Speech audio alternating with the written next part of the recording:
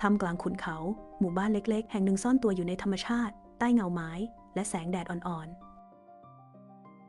ที่มุมถนนสายหนึ่งมีร้านเปียโนเก่าๆอยู่ใต้ต้นไม้ใหญ่ดูร่มรื่นและเต็มไปด้วยเรื่องราวที่น่าค้นหาที่มุมในสุดของร้านภายในห้องทำงานไม้เล็กๆมีชายชราคนหนึ่งเขาชื่อโทมัสเจ้าของร้านเปียโนแห่งนี้เขากำลังคล่ำเคร่งอยู่กับสิ่งที่เขารักอยู่ตามลำพังนั่นก็คือการเป็นช่างทำเปียโนบ่ายวันหนึ่งไซรัสขี่จักรยานกลับบ้านผ่านร้านเปียโนนี้หลังเลิกเรียน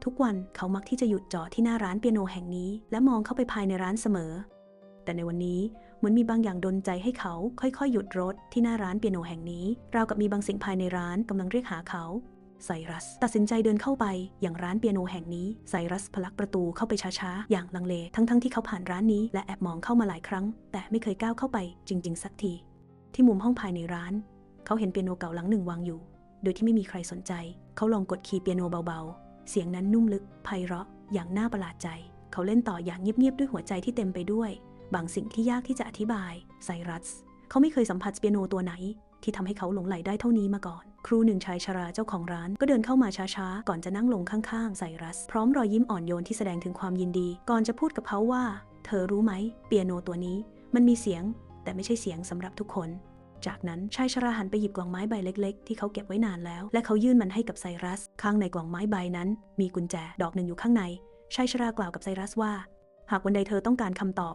ใช้กุญแจดอกนี้เธอจะพบในสิ่งที่เธอควรรู้ไซรัสรับกุญแจดอกเล็กนั้นไว้ในมืออย่างทนุถนอมเขาขอบคุณโทมัสด้วยแววตาที่เต็มไปด้วยความขอบคุณและเขาบอกว่าจะดูแลเปียโนนี้อย่างดีหลังจากกล่าวลาโทมัสเจ้าของร้านเปียโนแล้วไซรัสก็ค่อยๆเข็นเปียโนกลับบ้านไปตามถนนเล็กๆอย่างเงียบๆเสียงล้อรถเข็นที่บรรทุกเปียโนใบใหญ่เคลื่อนไปตามถนนอย่างแผ่วเบาไซรัสเข็นมันกลับบ้านอย่างช้าๆและระมัดระวังไม่นานนักไซรัสก็ย้ายเปียโนเข้ามาไว้ในบ้านเขาจัดวางมันไว้ในมุมห้องเล็กๆข้างหน้าต่างที่มีแสงแดดอ่อนๆส่องถึงในตอนแรกไซรัสกะว่าวันนี้เขาแค่จะทำความสะอาดเปียโนนี้ให้เรียบร้อยเสียก่อนแต่เขาก็ทนไม่ไหวที่จะลองเล่นมันในวันนี้และเมื่อเขาได้เริ่มเล่นเขาก็ไม่อาจที่จะหยุดเล่นมันได้เลยตลอดทั้งวันเช้าวันต่อมาในขณะที่ไซรัสกำลังเล่นเปียโนอยู่นั้นก็มีนกตัวหนึ่งมันบินแล้วมาเกาะที่เปียโนของเขาไซรัสจ้องมองมันด้วยความประหลาดใจก่อนที่มันจะบินไปแล้วมาเกาะที่ขอบหน้าต่างข้างๆตัวเขานกตัวนั้นมันยืนเกาะขอบหน้าต่างนิ่งฟังไซรัสเล่นเปียโนอยู่อย่างนั้น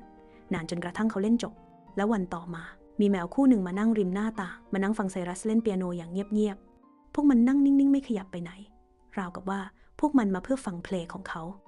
แล้ววันถัดไปไซรัสก็สังเกตเห็นสุนัขจากบ้านข้างๆมันมานั่งบนระเบียงอย่างสงบเหมือนตั้งใจมาฟังเขาเล่นเปียโนในตอนนี้ไซรัสเริ่มสงสัยว่ามันเกิดอะไรขึ้นกันแน่นะหรือว่าสัตว์เหล่านี้ชอบเสียงเพลงที่เขาเล่นก็เป็นไปได้วันหนึ่งในขณะที่ไซรัสกำลังนั่งเล่นเปียโนอยู่ก็มีเด็กสาวคนหนึ่งเธอเข้ามายืนเท้าคางอยู่ที่ข้างหน้าต่างตรงที่เขานั่งเล่นเปียโนเธอชื่อไอราเธอมีผมสีทองในตาสีฟ้าไอราอาศัยอยู่ในละแวกใกล้หมู่บ้านของไซรัสวันนั้นเธอแวะมาเดินเล่นตามปกติแต่กลับรู้สึกเหมือนมีบางอย่างดึงดูดเธอให้เดินลึกเข้ามานำทางเธอไปจนพบไซรัสที่กำลังเล่นเปียโนอย่างเงียบสงบท่ามกลางสัตว์น้อยใหญ่และเธอก็หยุดยืนมองโดยไม่รู้ตัวนับจากวันนั้นเป็นต้นมาไอราก็มาที่นี่เพื่อฟังไซรัสเล่นเปียโนอย่างเงียบๆข้างหน้าต่างที่เดิมทุกวันบ่ายวันหนึ่งไซรัสตัดสินใจย้ายเปียโนของเขาออกมาวางบนระเบียงเขาคิดว่าพวกสัตว์ทั้งหลายคงอยากฟังเสียงดนตรีของเขาใกล้ๆบ้างไม่นานหลังจากนั้นเอราก็เดินเข้ามาฟังไซรัสเล่นเปียโนเหมือนทุกครั้งรอบๆตัวเขาถูกรายล้อมไปด้วยเหล่าสัตว์น้อยใหญ่ราวกับว่าพวกมันรับรู้ถึงเสียงดนตรีที่เขาเล่นอยู่แม้ทุกอย่างจะดูแปลกๆแต่ไซรัสและไอรากลับรู้สึกมีความสุขกับเรื่องราวมหัศจรรย์ที่เกิดขึ้นตรงหน้าหลังจากไซรัสเล่นเปียโนให้เหล่าสัตว์ทั้งหลายฟังอยู่นานเขาก็เริ่มรู้สึกเหนื่อยเขานั่งพักแล้วหันไปมองเอราก่อนจะเอ่ยถามขึ้นเบาๆว่าเธอชอบเพลงที่ฉันเล่นไหมเอราหันมามองไซรัสแล้วพูดเบาๆว่าจริงๆแล้วฉันไม่ได้ยินเสียงเปียโนของเธอเลยแม้แต่นิดเดียวแต่ฉันรู้นะเธอกำลังเล่นอะไรถึงแม้ฉันไม่ได้ยินเสียงอะไรเลยก็ตามแต่ฉันรู้สึกเหมือนมีบางอย่างกำลังร้องเพลงอยู่ในใจของฉันคำตอบของไอราทำให้ไซรัสประหลาดใจแต่เขาก็ยิ้มออกมาอย่างเงียบๆที่ได้รู้ว่าการที่เธอได้อยู่ตรงนี้ทำให้เธอมีความสุขและในคืนวันนั้นเองไซรัสก็นึกขึ้นได้ว่าตั้งแต่ที่เขาได้เปียโนตัวนี้มาเขายังไม่เคยทำความสะอาดมันเลยเขาจึงค่อยๆเปิดฝาเปียโนออกเพื่อจะเช็ดฝุ่นทำความสะอาดภายในนั้นเขาเจอกล่องไม้เล็กๆซ่อนอยู่มันถูกล็อกเอาไว้ไซรัสนึกถึงคำพูดของคุณตาโทมัสที่เคยบอกกับเขาไว้ว่าหากวันใดที่เขาต้องการคำตอบให้ใช้กุญแจดอกนี้แล้วเขาจะพบในสิ่งที่เขาควรรู้เขาจึงนำกุญแจที่คุณตาโทมัสให้ไว้เปิดกล่องออกดูเมื่อกล่องถูกเปิดออกภายในมีเพียงกระดาษเก่าๆแผ่นหนึ่งมีข้อความเขียนเอาไว้ว่าเสียงที่แท้จริงบางครั้ง ไม่ใช่สิ่งที่หูของเราได้ยินเขานั่งนิ่งและครุ่นคิดอยู่นานไซรัสจ้องมองเปียโนและข้อความในกระดาษใบนั้นมันหมายความว่าอย่างไรกันแน่นะเสียงที่แท้จริงบางครั้งไม่ใช่สิ่งที่หูของเราได้ยินไซรัสทบทวนข้อความนี้อยู่ในใจ